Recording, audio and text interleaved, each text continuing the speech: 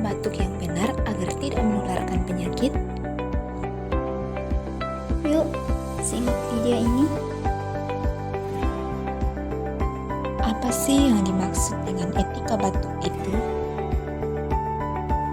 Etika batuk adalah tata cara batuk yang baik dan benar dengan cara menutup hidung dan mulut dengan tisu atau lengan baju sehingga bakteri tidak menyebar ke udara dan tidak menular pada orang lain. Tahukah Anda bahwa saat kita batuk dapat berpotensi menyebarkan ribuan hingga jutaan kuman ke udara? Mari kita bahas etika batuk yang baik dan benar.